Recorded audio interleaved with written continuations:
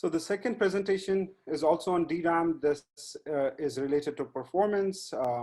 How do you, so the presenter is Haocong Luo, who is currently an undergraduate student at Shanghai Tech University. He spent 9 months as a research intern at the Safari Research Group, led by Professor Onur Mutlu at ETH Zurich. So over to you, Haocong. Okay, thanks, Professor Qureshi. Hello, my name is Haocong. I will be presenting CLR-DRAM, a low-cost DRAM architecture that enables a dynamic capacity-latency trade-off. Next, please.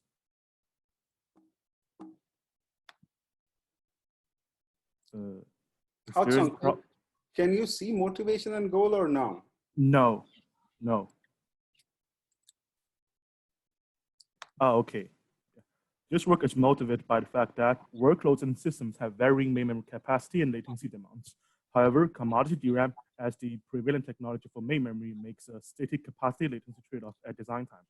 As a result, existing systems miss opportunities to improve performance by adapting to changes in main memory capacity and latency demands. Next, please. Is the goal? Yes. Therefore, our goal is to enable a dynamic DRAM capacity latency trade-off at a fine granularity, that is a single DRAM row, as shown pictorially in this figure. Next, please. To this end, we propose CLR-DRAM, which stands for Capacity Latency Reconfigurable DRAM. CLR-DRAM is a low-cost DRAM architecture that enables a single DRAM row to dynamically switch between either max capacity or high performance mode. Next, please. The key idea of CLR-DRAM is to enable dynamic configurability of the connections between DRAM cells and sense amplifiers in the density-optimized open bitline architecture, which is shown on the left. To do so, CLR-DRAM, which is shown on the right, adds 2 types of small isolation transistors. We call it type 1, type 2 bitline mode select transistors to enhance the connectivity between DRAM cells and sense amplifiers. Next, please.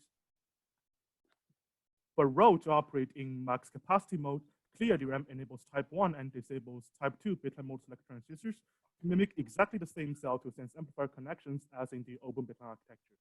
Doing so enables every single DRAM cell and its sense amplifier in a max capacity mode row to operate individually, achieving the same storage capacity as a row in the conventional density optimized open bitline architecture. For a row to operate in high performance mode, CLR-DRAM enables both types of bitline mode select transistors to enable 2 kinds of coupled operations simultaneously. First, 2 adjacent DRAM cells in a row are coupled to operate as a single logical cell because they are connected to both ports of the same sense amplifier. Second, 2 sense amplifiers, which originally served the 2 adjacent cells individually, are now coupled to operate as a single logical sense amplifier because the logical cell is connected to both the 2 sense amplifiers. A high performance mode row in CLR-DRAM has reduced access latency and refresh overhead via these coupled cell and sense amplifier operations. Next, please. Our SPI simulations show that CLR-DRAM significantly reduces all 4 major DRAM access latencies, ranging from 35.2% to 64.2%.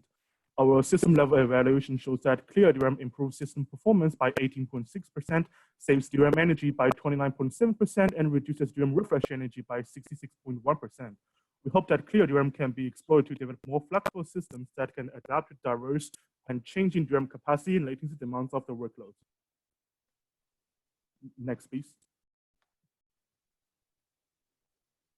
Thank you for attention, and I'm happy to take any questions. Okay, thank you, Haocong. Let me unshare the screen. Let me first go through the questions at Vova. And audience, in the meanwhile, feel free to post questions on Zoom. Will this scheme reduce the service lifetime of DRAM? Is there any difficult points in mass production? Okay, so for the first question, we have not studied the agent effects in this work, and nor did any other work on reduced latency DRAM has done it as far as we are aware. So this is a possibility for future work. And for difficulties in mass production, CLR-DRAM does require changes to the DRAM chip, but we do not think these changes are difficult to implement. So first, the major changes introduced by CLR-DRAM is the isolation transistors used to switch modes. And some old DRAM designs already have some isolation transistors between the sense amplifiers and the bit lines spanning to the subarrays.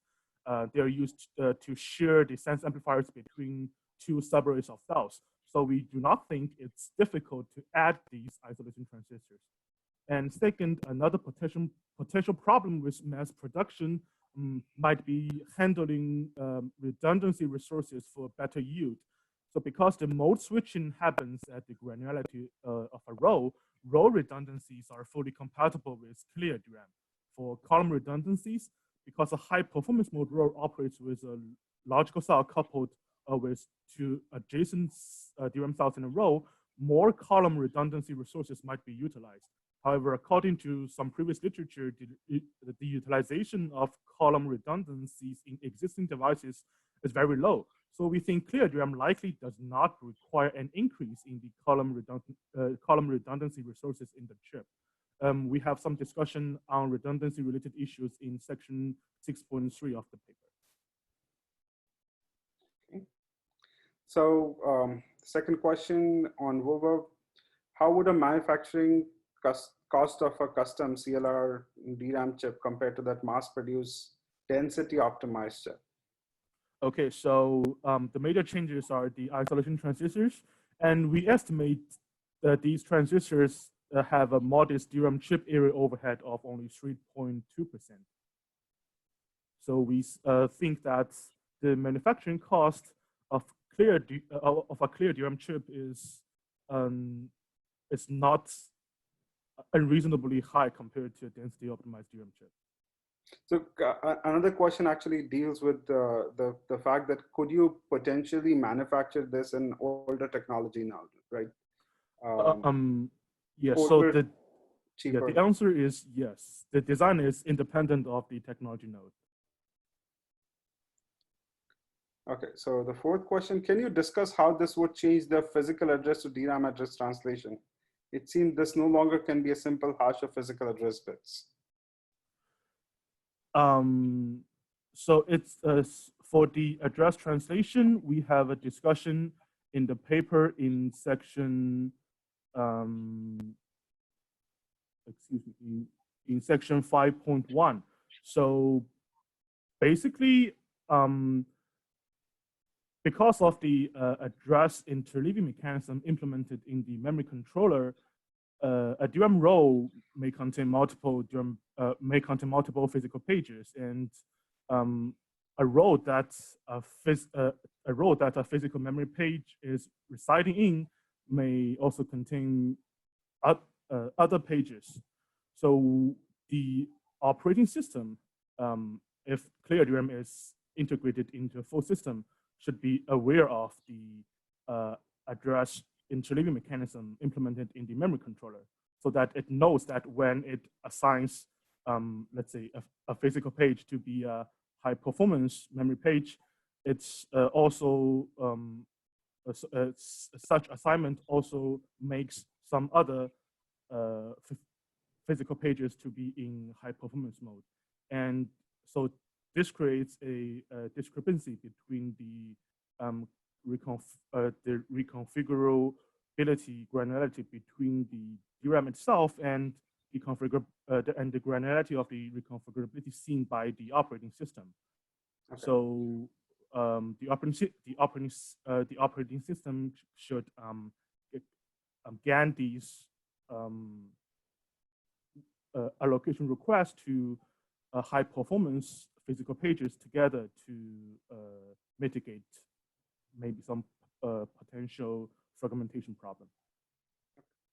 Yeah, there was a similar question on Zoom, insights on two different modes. I hope that this answers that question as well. So I'm going to move to the next question. Interesting work on clear DRAM. What is the next step? Are you going to make some test chips?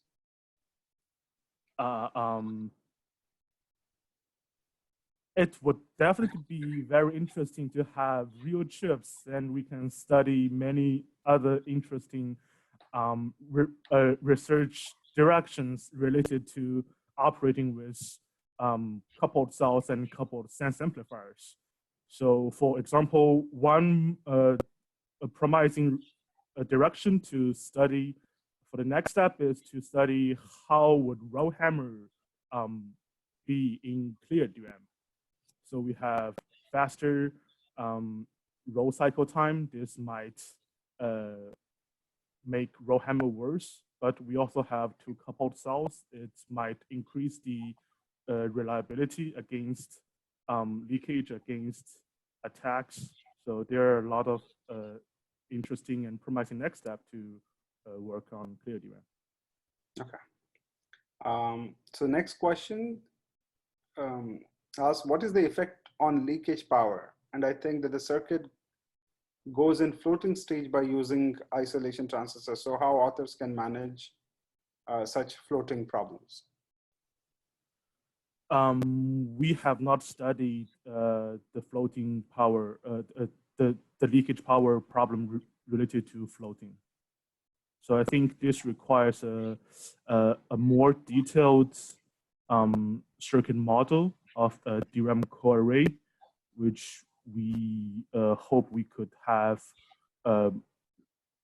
more open literature to study. Okay. The last question, what are the target applications that are expected to benefit from max performance mode as half capacity are sacrificed? Can you give some examples?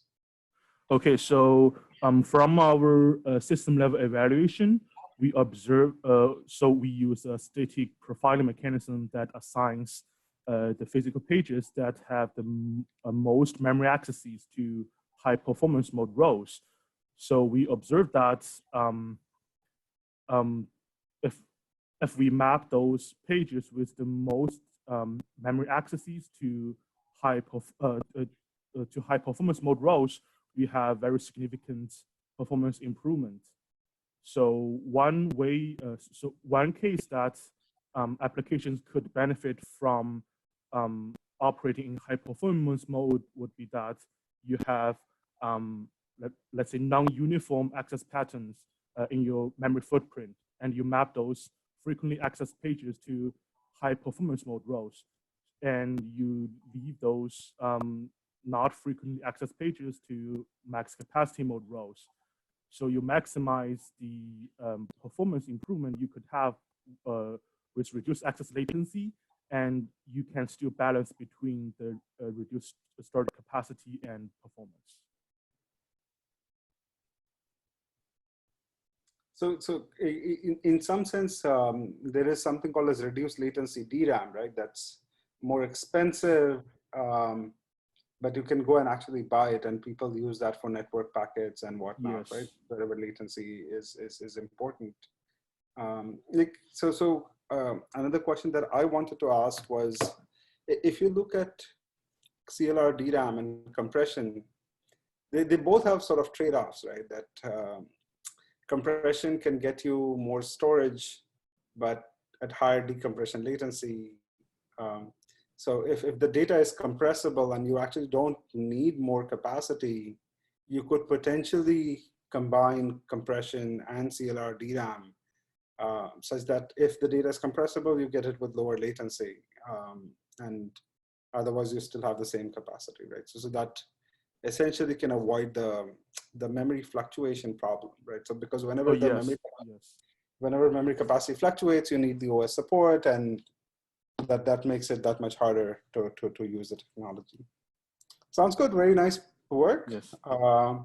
And looking forward to seeing more of your research as you go from undergrad to grad and so on and so forth.